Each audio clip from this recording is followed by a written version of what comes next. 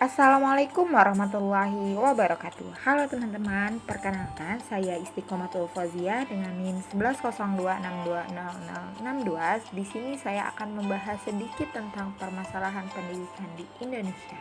Nah, selanjutnya sedikit informasi nih teman-teman. Dalam survei kualitas pendidikan yang dikeluarkan oleh PISA tahun 2018, Indonesia menempati peringkat ke-71 dari 77 negara. Masih rendah bukan? Nah, PISA ini singkatan dari Program for International Student Assessment.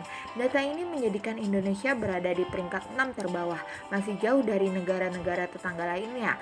Nah, survei PISA merupakan rujukan dalam menilai kualitas pendidikan di dunia yang menilai kemampuan membaca, matematika, serta sains.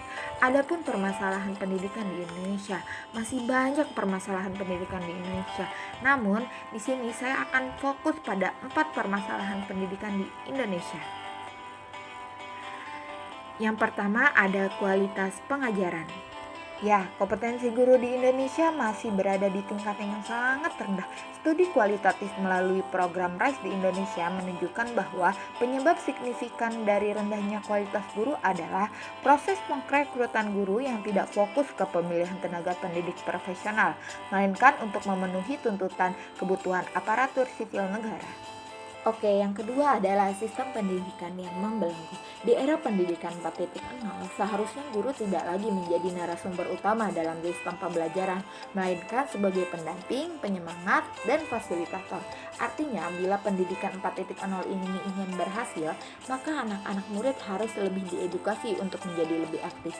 Menjadi lebih aktif di sini adalah diedukasi untuk aktif belajar dan mencari tahu sesuatu dari sumber-sumber lain di luar sekolah, misalnya lewat situs-situs yang terverifikasi yang memiliki kredibilitas di internet.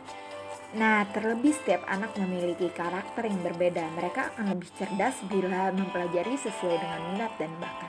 Selanjutnya, yang ketiga adalah upah guru yang masih tergolong sangat rendah. Gaji guru di Indonesia masih dikatakan rendah. Mungkin untuk yang berstatus PNS mungkin cukup, tapi bagaimana dengan guru honorer? Profesi sebagai guru masih sering dipandang rendah atau sepele karena pasti gajinya sedikit. Mungkin contoh kecilnya yang masih terlihat di Indonesia ketika siswa ditanya, cita-citanya ingin jadi apa nak? Ingin jadi dokter, pengusaha. Sedikit yang mengucapkan ingin menjadi guru karena tahu mungkin gaji guru tergolong rendah. Nah, selanjutnya contoh lain, gaji guru di Jepang sangatlah tinggi. Nah, ketika gaji dan kesejahteraan itu tinggi, maka akan banyak orang yang minat menjadi guru. Nah, ketika banyak yang minat, maka akan ada persaingan untuk menjadi seorang guru. Nah, persaingan itulah yang membuat level dan kualitas guru pun menjadi lebih baik. Oke, yang keempat adalah sarana dan prasarana yang tidak memadai, terutama di sekolah-sekolah yang berada di pedesaan, pinggiran, dan pelosok yang tidak terlihat oleh pemerintah. Berikut ada contoh sekolah yang memiliki sarana kurang memadai. Dan rusaknya bangunan sering sekali terjadi loh, khususnya di daerah. Nah, ini salah satu pelajar di daerah di beberapa wilayah di Indonesia juga harus menghentikan proses belajar mengajar lantaran rusaknya bangunan sekolah. Pihak sekolah berharap pemerintah segera melakukan perbaikan hingga dapat meningkatkan standar sarana dan prasarana pendidikan.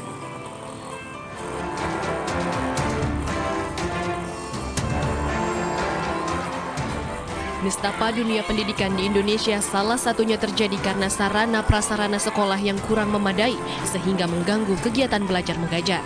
Seperti ruang kelas 3 SD Negeri 3 Desa Balong Kecamatan Balon Ponorogo ini harus dikosongkan dan bangunan diberi penyangga dari bambu agar tidak roboh. Kondisi ini terjadi sejak sebulan terakhir. Untuk menghindari jatuhnya korban, kegiatan belajar siswa dipindah ke ruang kesenian yang lebih aman. Gedung sekolah ini terakhir diperbaiki 21 tahun lalu. Rusaknya bangunan ini diduga karena kayunya lapuk dimakan rayap.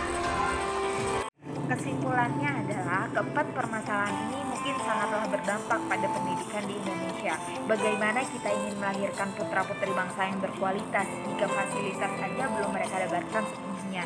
Bahkan pengajar yang kompeten di bidangnya pun belum tersedia. Sebenarnya kunci utamanya adalah ketika kita melihat nih, negara Jepang itu upah gurunya cenderung tinggi.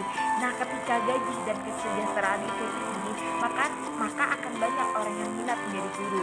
Nah, ketika ada minat ini, maka akan ada persaingan untuk menjadi seorang guru. Nah, persaingan inilah yang membuat level dan kualitas guru pun menjadi baik. Bayangkan jika level dan kualitas guru itu tinggi, maka akan menghasilkan murid dengan level dan kualitas yang tinggi pula. Guru yang bagus akan melahirkan murid yang bagus pula.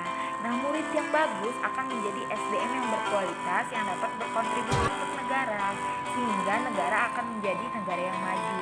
Sedikit kata kunci kemajuan negara adalah pembangunan, dan kunci pembangunan adalah pendidikan, dan kunci pendidikan adalah guru. Tanpa guru yang bagus, tak akan ada murid yang bagus pula.